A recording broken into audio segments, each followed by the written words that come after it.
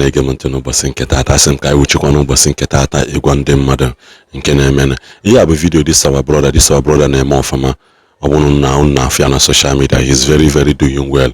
Ihe a bụ ife a bụ ka m esi ti ya kịta kedu onye na-eme ihe ọzọ na-eme na Nigeria. Ihe a bụ very dark man nke ndị Igbo. Onye mụnwa na-akpụ ya, ana m akpụ ya very dark man nke ndị Igbo maka na gịnị mee na ọ na-emetedala anyị ihe dị mma, ya balụ nwoke ulu balụ nwaanyị olu. Biko nenene this video okwu maka Anambra State Law ka unu nwee ike gịnị ghọtakwa ihe ọ na-ekwu n'ụbọchị nke taata ka ọ dịkwa. So finally, enwetego m Anambra Homeland Security Law of 2025 January. Otena nchoba this Homeland Security Law.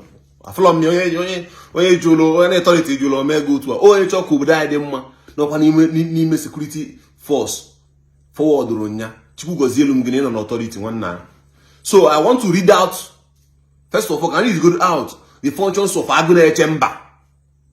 Ka anyị mara functions ha ihe akwesịrị na-alụ na-agụ na-akọwa ọ dịghị much. So anyị emeni ihe. First, functions of Agunechemba. The functions of Agunechemba shall be to assist Nigeria police and any other security agency. That's the headline. A video from one. Onye na-agụzi ebe with me. Prevent and detect crime. Anyị chọtara nke a. Yọta nke nkesi ka mma na-akọwa. Prevent and detect crime 1. 2. Make available relevant information on criminals. Only information I'm going to make criminals. I send them the police. That's number 2. Number 3. Take necessary measures to ensure that criminals do not operate in any part of the state. All the very easy. Criminals can in any part of the state. 4. Preserve law and order. He makes sure you na agana anya. Aman na nda kita agolo heha. Aman na agolo heha. 5. Protect lives and properties. No now. Come on, you cook yet. That's not how we protect lives and properties. Yota. Emecha aguzi nde ngolu na akafa. That's by the way. 6. Arrest criminal and hand them over to the police for investigation. Mudo onye na-eme njọ maka criminal ahụ so onye oshi. Mudo onye na-adị iwu wọrị akpọ ndị police ka investigate ya onwe ha sị gị mee ya. That's 6. 7. Give further assist to the police where required in the production of witnesses. Only witness actually back that investigation up. He nyela ka provide the police, and this is the end of their work. Yes now. Kids dress abasa holo ha. Moti na anya abasa holo ha. Iyota phone iji ni ihe na alu abasa ni ihe na alu with the phone abasa holo ha. I'm not promoting crime or Yahoo here. Okay? Power of Agunechemba, that's the difference between function and power. Here we have now ikike ha nwelu. Ikike ha nwelu ihe ha nwere ike imeni. Or the ever Agunechemba shall have power 2. That's the subheading. 1. Arrest and hand over to the police any person who commits crime. Crime involving Godu Mado. Agunechemba jidegi akpọrọ gị kpụ ndị police ọgwụna. They are ya wọọlụ ha. Nwoke basịrị tọshọ, nwoke basịrị tie gị ihe, nwoke basịrị gbaa egbe. Let's listen. 2. Patrol the streets and villages at any time of the day. I like in that word, day. Quality at the town or the village, any time of the day, patrolling to make sure that security is ensured. 3. We are under the power of Agunechemba. Maintain security barricades and in appropriate place. Now, here with that checkpoint. With that checkpoint. He make sure that na maintain. I'm on the meaning of to like movement. Yeah, we bridge movement of crime. He make sure na that checkpoint. He bridge movement of crime or he ego or he no na agalo onwe machine mo moto ego si anye ego or gba ga egba no we he ga eme. So that's it again. Number 4.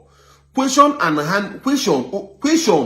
hand over to the police any person of questionable character or of suspicious movement. Onwe onye nyoro dịka onwe ihe ọ na-eme adị mma sị kpọrọ ya kpị ndị police. Eju onye ahụ ịghọta ihe ọ na-akọ ịkpọrọ ya kpị ndị police or ikike ndị Agunechemba nwere. We move to the next. Number 5. Enter and search any compound. Enter and search any compound into which a questionable person runs while being pursued. Ha na-achụ mmadụ ọsọ gbakpute na compound ịnọ na ya. Ha nwere right to search the compound. Na ha na-achụ mmadụ ọsọ mmadụ gbakpute. Ha enwekwa right ịbịa ịbata na ya compound ịbịa mee anything. No, ọ bụ na o nwere ka esi achụ mmadụ ọsọ onye commit crime ọsọ ọ gbakpute. So ha bịa be gị without ime mgbakpute onwe onye gbakputelu ma onye a na-achụ ọsọ abịa sị gị na abịa search gị. They don't have the right. Meme video ọzọ so biko share video ebe ọ ya eje biko ma meme ya ọzọ ajọs ewepụta nta ihe anyị na-achọ achọpụgo ya since last year. So biko share video ka onye ọbụla nọ na Anambra mara about this. This is number 5 ka I go, I think. Number 6.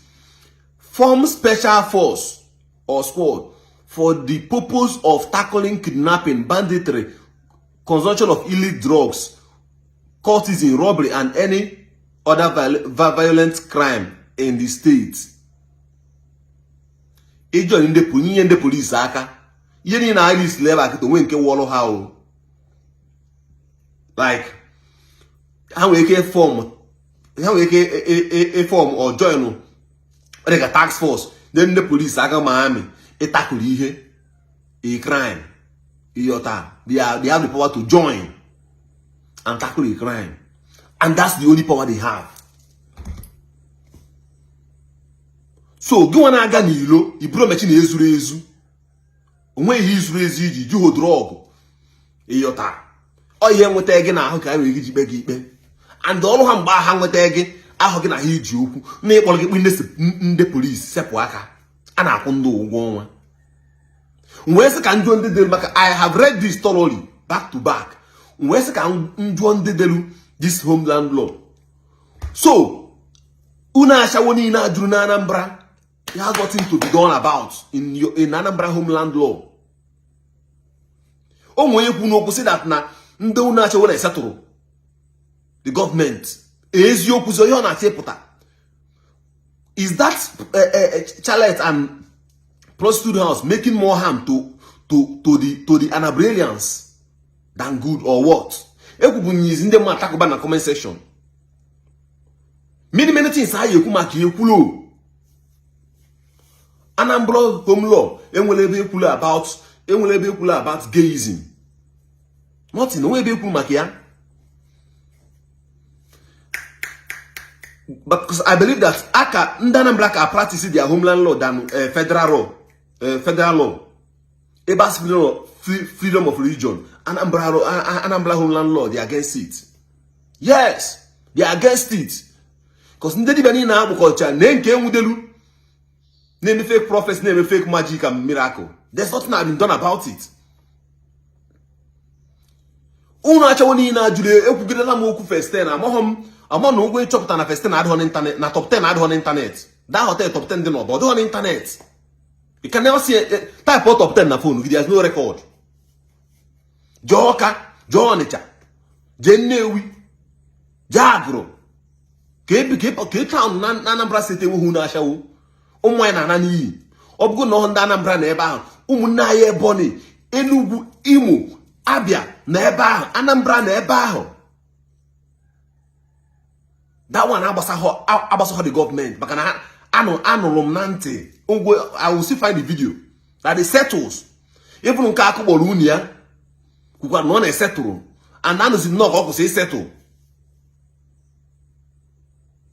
So back to here in the Una Malugo, Olo Udo Ga-Achi, because of next time. Joy Kedologe, Emakologe. Also, the underlines say a police station obugeje. Also, the Wonyori, Kay Zoku, Obun Izuye, Yapig na police station. Or when right to detain you, or you bailing of anything. It took me a long time to get this PDF. Yes, it took me a very long time. Although on a government site, although on a government site, they hit it out. Only I'm a commander of this one. Because send go through Katagini Monsieur. It's going to send dialogue the Homeland law. Katagini Monsieur. We're going to get about it online. All the Naka is posing everything. Or Unudelia, or the Naka.